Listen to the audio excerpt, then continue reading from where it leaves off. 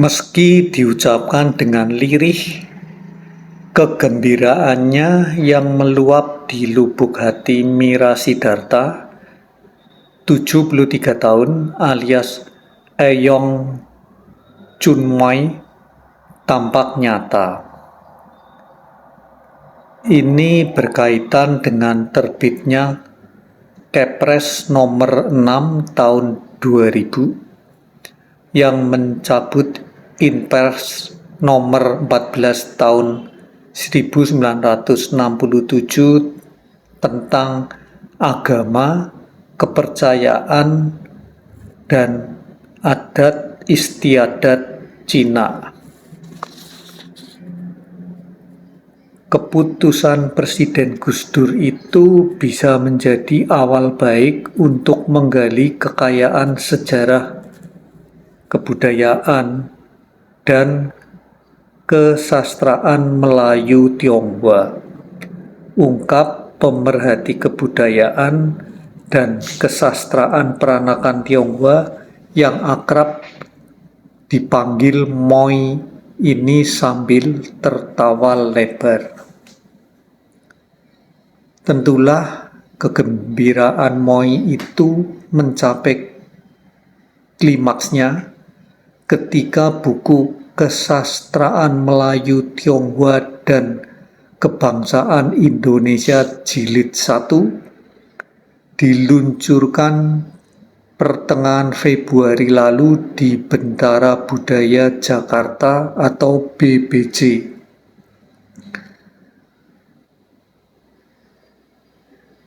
Peluncuran buku ini menandai dibukanya pameran buku-buku sastra Melayu Tionghoa di tempat sama. Ia gembira karena materi buku setebal 519 halaman terbitan Kepustakaan Populer Gramedia atau KPG bekerja sama Yayasan Adikarya IKAPI dan The Ford Foundation ini banyak diambil dari buku-buku koleksi perpustakaan pribadinya. Jauh lebih berguna meminjamkan, bahkan bila perlu memberikan buku-buku koleksi saya tentang sastra Melayu Tionghoa kepada penerbitan dibanding hanya menyimpannya di almari. Di situ paling-paling akan ditutupi debu halus, lalu dimakan ngengat, kata Moy. Buku-buku koleksi itu sebetulnya sudah ada yang mengincar. Awal tahun 1990, Perpustakaan Cornell University sempat melirik buku-buku koleksinya dan berniat membelinya. Saya tidak mau kasih. 3 anak saya, apalagi Amir Siddhartha, juga tidak setuju. Katanya, koleksi itu kan jadi salah satu identitas Mami. Begitu protes mereka agar saya tak melepas buku-buku itu. Ungkap Moy menunjuk Amir Siddhartha, kurator galeri yang Jumat lalu ikut menemani wawancara ibunya. Sebaliknya, Moy merelakan koleksinya dipinjam para mahasiswa Fakultas Sastra UI jurusan Sastra Cina, tempatnya mengajar puluhan tahun sebagai bahan studi atau keperluan membuat tesis. Namun, yaitu tadi, desah Moy dalam-dalam, sudah jadi penyakit orang Indonesia, yakni suka meminjam buku cepat-cepat, tetapi ketika ditagih untuk segera mengembalikan, suka mangkir dengan 1000 alasan. Saya pernah mangkel terhadap mahasiswa. Suatu kali saya mau boarding naik pesawat ke luar negeri. Tiba-tiba saya ingat seorang mahasiswa membutuhkan buku saya untuk bahan tesisnya. Saya sudah rela repot-repot meninggalkan pesan kepada orang di rumah agar buku itu diberikan kepadanya. 2 tahun setelah selesai S2, buku itu baru rela ia kembalikan kepada gurunya, katanya. Satu lagi yang konyol. Satu buku dipinjam seorang mahasiswa, tahu-tahu ia terjemahkan buku itu dan kemudian mempublikasikannya dalam bentuk buku. Ya sudah, daripada repot urusan itu, jauh lebih baik koleksi ini saya sumbangkan agar orang lain bisa menerbitkan bahan-bahan ini menyusul terbitnya buku Kesastraan Melayu Tionghoa dan Kebangsaan Indonesia. Jelasnya tentang motivasi menghibahkan 1000-an bukunya kepada BBJ beberapa pekan lalu.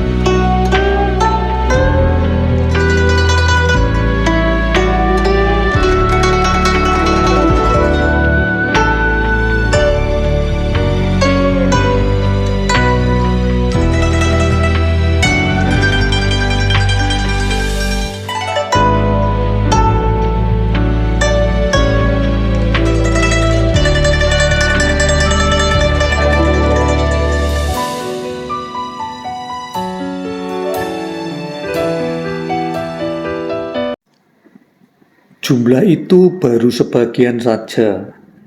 Nenek 5 cucu dengan daya ingat luar biasa ini mengajak Kompas melihat-lihat koleksinya.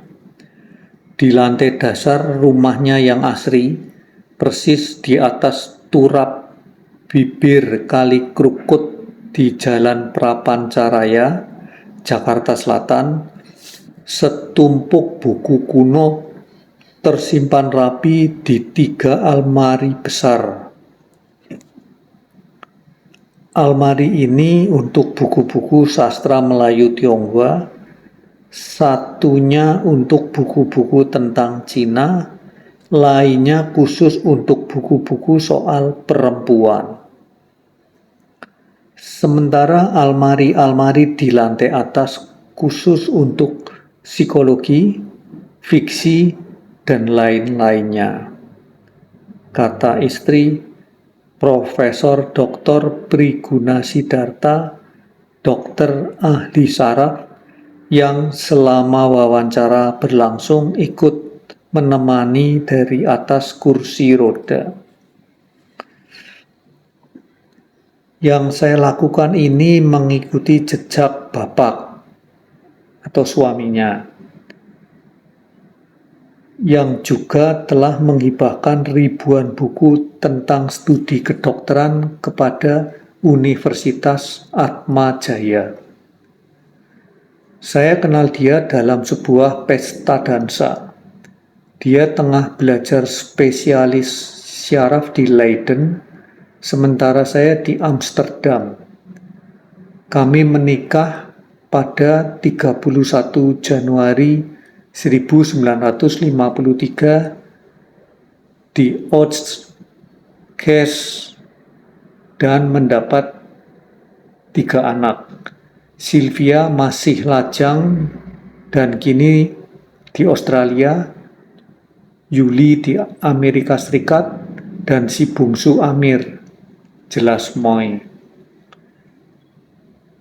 Saya suka dia karena Moy pintar bahasa asing, ungkap Profesor Siddhartha alias Si Pek-gyok, menyambung Moy yang mahir berbahasa Jerman, Belanda, Perancis, Mandarin, Hokkien, Melayu Malaysia, dan tentu saja Inggris.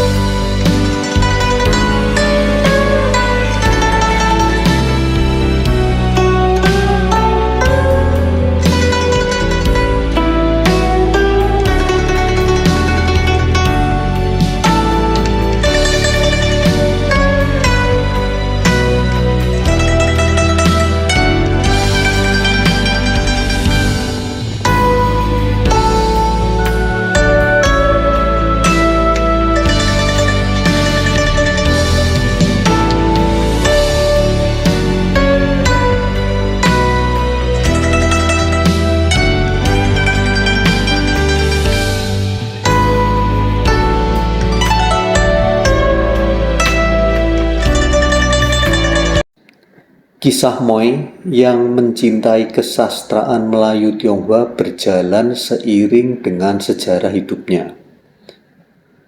Itu tampil jelas dalam naskah autobiografinya berjudul In Search of My Ancestral Home yang ia tulis.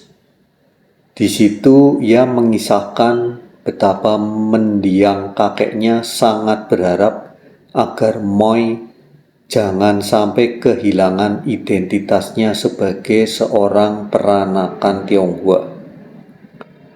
Maklumlah, kata Moy, kakeknya adalah seorang Gek imigran asal Meixian, Provinsi Guangdong, RRC, yang sejak tahun 1872 memutuskan menetap di Belitung, Sumsel, demi penghidupan yang lebih baik. Tahun 1895, sang kakek menikah dengan gadis Gek lokal bernama Chung Ah Ke. Desakan itu dilakukan antara lain dengan menyuruh Moy belajar bahasa Mandarin. Hal yang sebenarnya secara kebetulan bisa dilakukan Moy karena di rumah kakeknya waktu itu tengah mondok gratis seorang perempuan guru bahasa Mandarin.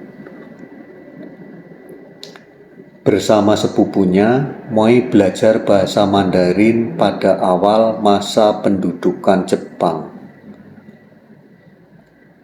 Studi saya maju. Kakek begitu bangga pada saya, sehingga suatu kali saya berani menunjukkan tulisan saya. Tiba-tiba ia berkomentar begini, "Nah, kamu kini bisa menunjukkan kepada banyak orang, meski kamu didikan Belanda, namun toh kamu tetap bisa menjadi seorang gadis Tionghoa yang baik." Kakek mengatakan itu karena beliau mencemaskan kami yang telah berpendidikan Belanda ini suatu kali akan kehilangan cita rasa dan identitas ketionghoaan kami, ungkapnya. Begitulah Moy yang selama puluhan tahun rela nongkrong berjam-jam di Pasar Senen, Jakarta Pusat, memburu buku-buku kuno kesastraan Melayu Tionghoa. Kebiasaan berburu buku itu terpaksa ia tinggalkan karena tahun-tahun terakhir ini otot-otot kakinya sudah tak kuat lagi menahan berat tubuhnya. Setiap kali harus lincah bergerak kala menyusuri lorong-lorong gelap dan sempit di Pasar Loak Senen. Satu lagi, saya trauma karena di situ pernah sekali waktu saya hampir kecopetan. Jelas perempuan kelahiran Belitung tahun 1927.